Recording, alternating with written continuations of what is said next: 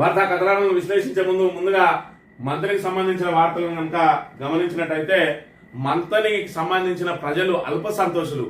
ఎంత అల్ప సంతోషులు అంటే ఒకవైపు తండాలను కూడా గ్రామ పంచాయతీలుగా చేసి మరి చిన్నగా ఏవైతే ఆమ్లెట్లుగా ఉన్న వాటిని కూడా ఎక్కడికక్కడ మరి ఎక్కడ ప్రతిపాదన వస్తాయి అక్కడ గ్రామ పంచాయతీలుగా గత ప్రభుత్వం ఏర్పాటు చేస్తే ఈ రోజు మరి ఇక్కడ ఏదైతే గ్రామ పంచాయతీలు ఏర్పాటు తర్వాత మాది కూడా కావాలని చెప్పి మరి ఇక్కడ ప్రతిపాదనల కోసం ప్రయత్నం చేస్తా ఉన్నారో మరి గత ప్రభుత్వ హయాంలో మరి ఇప్పుడు వచ్చేటప్పటికి ఒకవైపు స్వయంగా మంత్రి నియోజకవర్గం మంత్రి ప్రాతినిధ్యం వహిస్తున్న నియోజకవర్గం కమాన్పూర్ మండలం మరి ఇక్కడ ములకలపల్లి జూలపల్లి ఆమ్లెట్ విలేజ్ అయినటువంటి ములకలపల్లి వాసులు మరి ఇక్కడ ప్రత్యేకంగా తమ గ్రామ పంచాయతీ కావాలని చెప్పి మరి మంత్రి దగ్గర నుంచి ఏం పని చేయించుకోవాలన్నా కూడా మరి తెలియని అల్ప సంతోషులు. అంటే ఏదైతే చిన్నగా వీళ్ళకి సంబంధించి మరి రేషన్ షాప్ ఇచ్చిందట, ములకలపల్లికి సెపరేట్ రేషన్ షాప్ ఇచ్చిందట.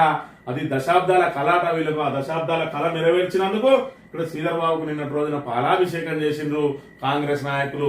అంటే ఎంతటి అల్ప సంతోషులు, లేకపోతే ప్రజలను ఏ విధంగా మభ్య పెడతా ఉన్నారు. కనీసం గ్రామ పంచాయతీగా ఏర్పాటు చేసి వాళ్లకు స్వతంత్రంగా మరి వాళ్ళను ఏదైతే పరిపాలించుకునే అవకాశం కల్పించాలని చెప్పి కోరకుండా మాకు ఏదైతే మీరు ఇచ్చే ఉచిత బియ్యమో లేకపోతే ₹2 కిలో బియ్యం ఏదైతే ఉన్నదో దానికి సంబంధించి మాకు ఇక్కడ ఒక రేషన్ షాపును మాకు సెపరేట్ ఇయ్యి సారు అని చెప్పి అది ఆయన మంత్రి శ్రీధర్ బాబు ఇక్కడ చూసుకున్నట్టయితే తీగల రాజయ్య గారు మాట్లాడుతూ మరి ఇక్కడ దశాబ్దాల కాలంగా జూలపల్లి నుండి సరుకులు తెచ్చుకునేవారమని ప్రస్తుతం గ్రామంలో రేషన్ షాప్ ఏర్పడడంలో మంత్రి శ్రీధర్ బాబు కీలక పాత్ర వహించాలని ఆయన గ్రామ ప్రజల తరఫున ధన్యవాదాలు తెలిపిండు. కీలక పాత్ర వహించి ఏం తెచ్చినాయంటే రేషన్ షాప్ తెచ్చిండు.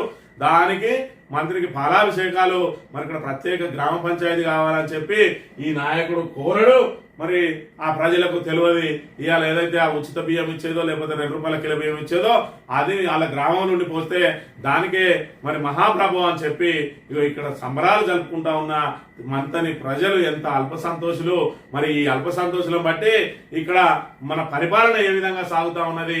మరి నెలకోసారి 2 నెలలకోసారి వచ్చినా కూడా ప్రజలు సారుకు ఎందుకు మరి ఇక్కడ అభిమానంగా ఉంటారు అంటే సార్ మా ముఖం చూస్తే చాలు, మమ్మల్ని పేరు పెట్టి పిలితే చాలు, మాకు రోడ్ వద్దు, మాకేం కొత్త బిల్డింగ్లు వద్దు, కొత్తగా మాకు పరిశ్రమలు వద్దు, ఉద్యోగాలు వద్దు, సార్ ముఖం చూస్తే చాలు అన్నట్టుగా ఉన్నది అల్ప సంతోషుల కథ అనే విషయాన్ని మనం ఇక్కడ ప్రధానంగా గమనించాలి.